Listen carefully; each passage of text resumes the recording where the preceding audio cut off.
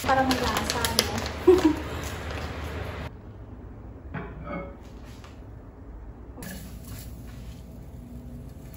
Ayan na mga Jai. Umaasa siya. Good morning! Katatapos ko lang maligo, naglalagay na ako dito ng sunscreen kasi pupunta ako ng gym. Kahit sa bahay lang naman ako, naglalagay pa rin talaga ako ng sunscreen. Yung hangin kasi dito mga Jai, nakaka-dry ng face. Tinatamad talaga ako pumunta ngayon ng gym kasi naiisip ko ano naman gagawin ko, and it's a fail for me pag hindi ako nagpapakita sa gym.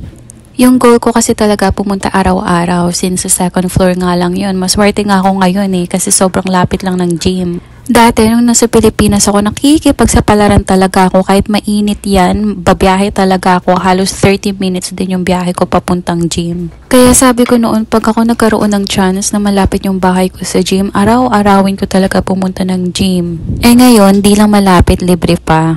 Naglagay ako ng blush on para hindi naman tayo putla pagdating doon, di ba? Naalala ko, nung binili ko tong blush on, kasama ko yung best friend ko, tinanong ko pa talaga siya kung bibilhin ko ba to o hindi, kasi nagdadalawang isip ako. Sabi niya, bilhin mo na para pagdating doon mag-makeup ka. Hindi nga siya nagkamali kasi gamit na gamit ko yun everyday, lalo na pag may lakad. Hindi pa ako nakontento, nag-curl pa nga ng pilik mata.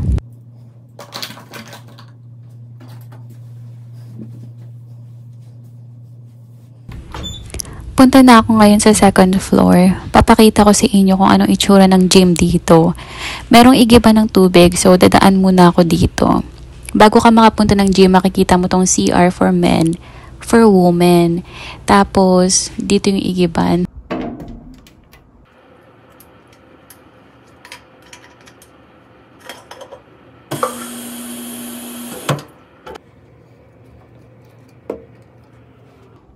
Dito na tayo. So, may makikita kayong black dyan sa wall.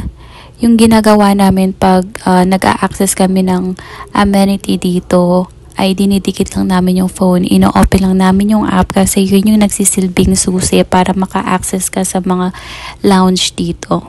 Ayan, ito yung gym. Malaki na siya. Ang maganda pa dito, solong-solo ko siya. Pero minsan may nakakasabay ako. So, sana wala nga akong makasabay mamaya. Katatapos ko lang mag-gym, punta naman tayo dito sa tambayan. So, after ko mag-exercise, dito ako lagi, mga 15 to 30 minutes. Minsan, dito na rin ako nag-voice over. Yan pala yung para sa mga kids. Naglaro na kami dito ng isang beses. Wala talagang tao dito. So, free ka kahit anong gustong gawin mo dito. Pwede kang sumayaw, mag-TikTok. Ang cute ng display nila dito. Punta tayo sa sign na to kasi dito talaga ako tumatambay. My favorite spot. So, Jai, hindi na ako nakapag-video doon kanina sa gym kasi nakasabay ko yung, yun nga yung lalaki na every 4 p.m. Every 3 to 4 p.m. nandun talaga siya. Kaya nag-change ako ng schedule ko dati. Ginawa kong 12 p.m. kasi gusto ko, solo ko yung gym. So, kanina tinamad ako kaya 3:20 ako nakapunta. Tapos maya-maya nandun na siya. So, hindi na ako nakapag-video. Dito ako ngayon sa amenity lounge. So, everyone allowed na pumunta dito. Pwede kayo maglaro dyan. Tapos, yung isang room doon naman yung kids. So, kung may anak ka, pwede mo siyang dalhin dyan. So, ito yung kagandahan dito. Kasi hindi ka maboboard. Kung ikaw lang mag-isa, pwede ka mag-ikot-ikot dito. Wala akong masyadong gagawin ngayon. So, bala ko pumunta ng TJ Maxx. Sa likod lang siya ng apartment namin. Mga 5 to 8 minutes lang. Makakarating ka na doon. Kaso, ang windy. Ayoko nang mahangin. Yung hangin kasi dito malamig. Si Frank pupunta ng Trader Joe's. Ayoko naman sumama. Ang KJ. Kasi minsan, kapag pupunta ako sa isang lugar, let's say, nakapunta na kasi ako ng Rose, pumunta ako doon, nagmamadali. Alam mo naman, ako, yung mga babae, diba? Parang gusto mo pa ikutin yung mga pasikot-sikot doon. Pagkasama ko siya, feeling ko parang nagmamadali ganun. So, yun yung bala ko. Pupunta ko ng TJ Maxx. Magtingin-tingin lang naman ako doon. Kasi wala naman akong gagawin. Tapos, wala din naman yung asawa ko sa bahay. Aalis din. So, baka yun na lang yung gawin ko para makapaglakad-lakad din ako. Balik na ako sa taas. Baka may makasalubong ko pa si kuya mo. In fairness, ang pogi niya. Ah! Sige na. So mga Jai, umalis na si Frank. So ngayon hindi ako makapunta ng TJ Maxx kasi umaambon. Sabi niya, kung gusto mong pumunta ng TJ Maxx, punta tayo doon pagka uwi ko. Sabi ko, ayoko. Nagawa na lang ako ng lumpia wrapper. Hindi na ako bumili sa store kasi yung lumpia wrapper nila sa store, hindi siya kagaya sa atin sa Pilipinas. So sabi ko, gawa na lang ako. Mas okay pa siguro. Hindi ako magaling magbalot sa yung lumpia na square tapos sobrang pino talaga yung pagkagawa. Try kong gumawa ng lumpiang wrapper ngayon. Tapos, gagawan ko din si Frank kasi hindi siya naka-fasting bukas. So, ito naman yung sa kanya, tofu. I-ano ko lang to, durugin ko lang. Tapos, i-marinate ko siya para kumapit talaga yung lasa. Ito yung sa kanya, guys. Tapos yung sa akin naman, pork. Ito yung pork ko, oh. I-defrost ko lang siya.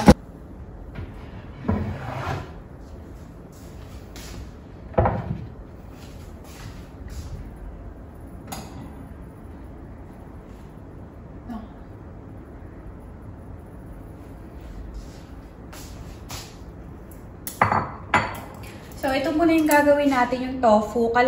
Ikalahatiin ko lang to kasi gagawa ako ng sarili ko. Pork naman. So, yan. Para yung iba, pwede niyong gawing adobo, ganyan. Natatawa ako sa kanya kasi tinatanong niya ako kanina kailan daw ako magko-convert to vegan. Sabi niya, mag-vegetarian daw muna ako. Sabi ko, okay, I can convert to vegan if they made like dried fish. Mga dyan. Nakakatuwa din.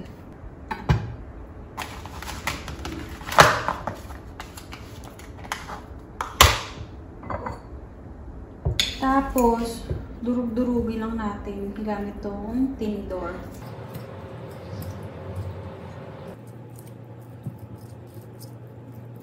So, okay na ito. Nadurog na natin siya. Lagyan natin ng crushed pepper.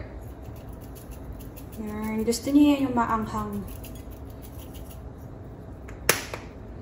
Tapos, lagyan natin ng paminta. Konti lang muna kasi mamaya lalagyan din natin to. Tapos, cayenne pepper.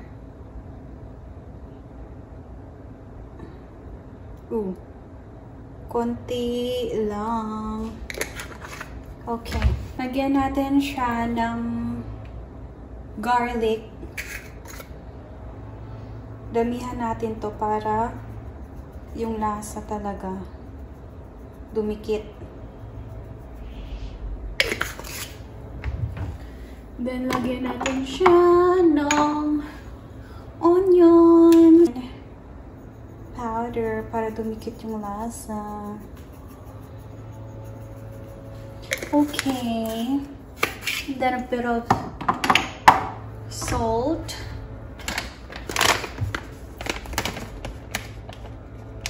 Kasi yung tofu, hindi siya ganun kalasa. So, lagyan natin ng salt. 2 pinch lang. Yan.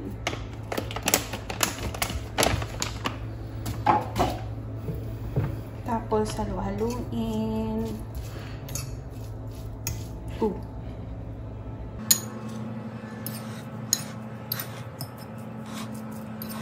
ngayon naman, i-defrost ko tong pork. Dito ko siya nilagay sa ziplock. Tapos, para alam ko kung ano yung kukunin ko. So, yan o. Pinag-hiwa-hiwalay ko sila. So, ito na lang yung kunin natin. Kasi mamaya dadami na to. Lalagyan natin ng carrots, sibuyas. Ano pa ba? Carrots, sibuyas lang naman. Hala, carrots, sibuyas. Lagyan ko ng bell pepper, onions. Yun lang yung ilalagay ko dito. Okay na yan. Makikain na lang ako dyan sa tofu ni Frank. Ibalik ko lang to sa ref, guys.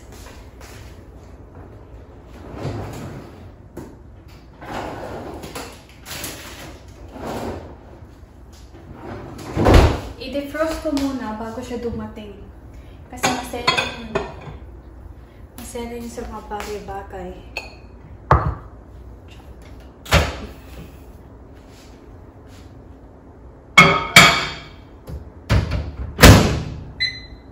defrost natin ng... Ano ba to? Ay, ano na. So, ito yung lagi kong struggle. Lagi kong struggle yung pag-abot ng mga Tupperware dun sa taas, lalo na yung mga glass, yung mga big bowls, kasi hindi ko talaga siya maabot. Since wala nga yung aking asawa, ito, makikita niya to dito. Kailangan natin ito.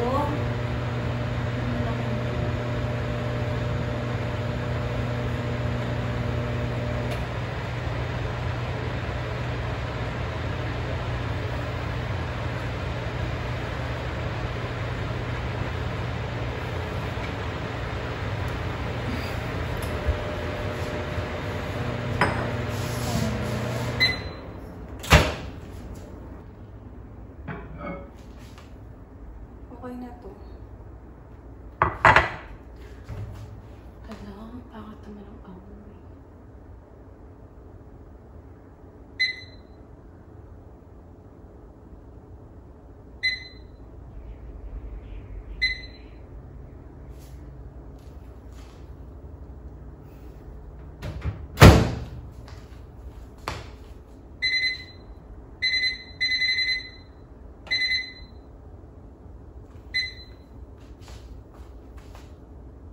Anong oras na ba? Okay. Nakaset up na pala siya. So, kailangan natin ng bowl para sa flour. Kasi gagawa tayo ng wrapper. Nagdagdag pa ako ng isa. Dito ko na lang siya ilagay. Nagdagdag pa ako ng isang giniling. Kasi parang kulang. So, tatakpan ko siya. Kasi nakakamoy sa may siya dito mga dye. So, kailangan natin takpan. Defrost. Ito ang ating flour. Ang bigat. Kailangan natin ng pan. Ayan. So, hindi ko alam kung saan yung nilagay yung panukat niya na naman. Ay, nako. Ito na lang. Buti na lang kamo hindi ako sumama sa kanya kasi ang lakas ng ulan.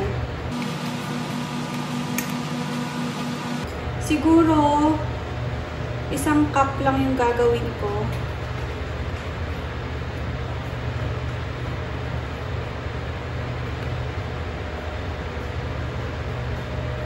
Yan. Isang cup lang gagawin ko. Madami naman na siguro. Gawa na lang ulit tayo kapag kulang.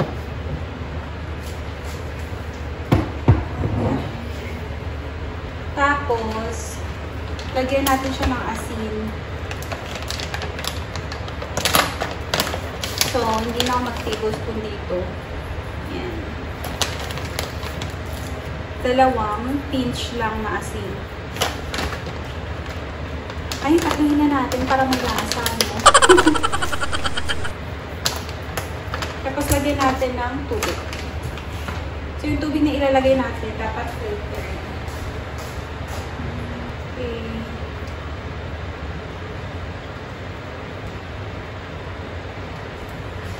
Yan. Tapos, sunawin lang natin siya. Yung mga buo-buo.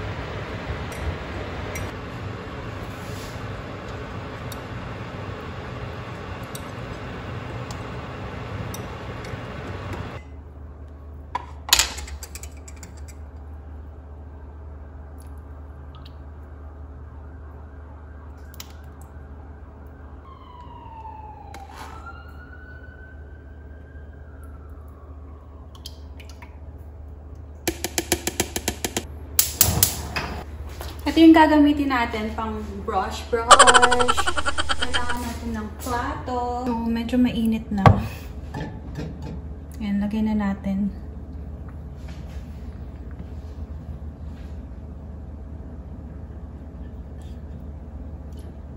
Dapat mabilis. Hindi pa siya ganun kaano. Ayan na mga Jai. Umaasa siya. Kusa siyang umaasa. Hala, luto na!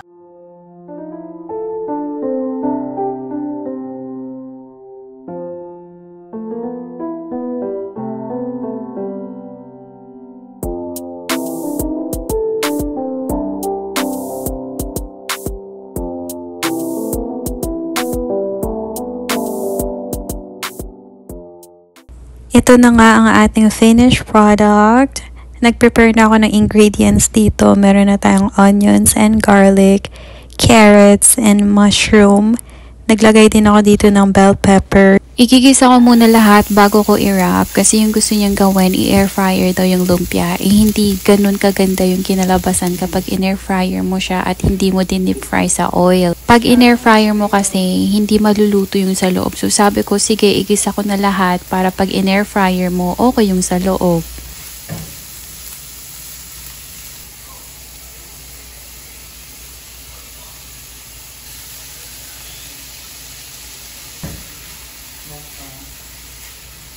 Video.